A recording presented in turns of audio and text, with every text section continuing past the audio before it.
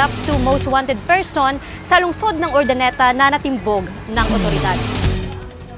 Nagharap-harap sa impila ng pulisyang akusado na si Noel Estrata Jr. at kaanak ng mga biktima sa insidente ng pamamaril sa Barangay Bayawas noong January 1, 2016. Isa sa mga biktima ang estudyante na si Laika Lorraine Giro. Sugatan noon sa insidente ang mag-amang Rolando Giro at Rosemary Cluny.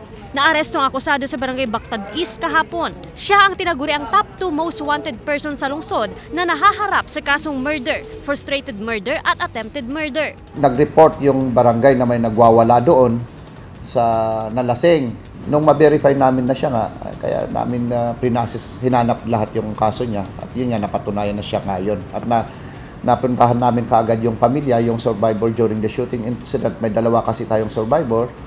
At yung pamilya, talagang in-identify siya. Hindi raw mapapatawad ni Giro ang ginawa ni Estrata sa kanilang mag-anak. Mabigyan na ng hustisya yung ginawa niya sa amin. Lalo na isa apo ko na marami pa sanang ambisyon din. Ngayon na naputol dahil lang sa kanya. 3 taon na ang nakararaan pero galit pa rin ang kaanak ng mga biktima. Umpisa pa lang daw ito ng pagkamit ng hustisya para sa namayapang kaanak. Sinira niya kasi yung buhay ng pamangkin ko eh. Lakit. Ang dami ng pangarap ng nanay ng kapatid. Hanggang ngayon hindi makamubuon yun eh. Lalo pag December, bagong taon, aalala lagi yun. Buhay dapat, buhay din kapalit nun. Todo tanggi pa rin sa Estrata sa mga akusasyon. Wala akong alam dyan. Pero bakit kayo nagtago? Hindi naman ako nagtago, madam.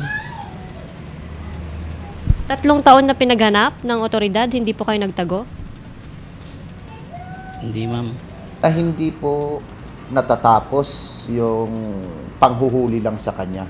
Dapat po ay umupo sila at panindigan sa korte, patunayan sa korte ang totoong nangyari noong January 1, 2016. Kasama si Daryl Peralta, ako si Joanne Punsoy, naghahatid ng Balitang Amyanan.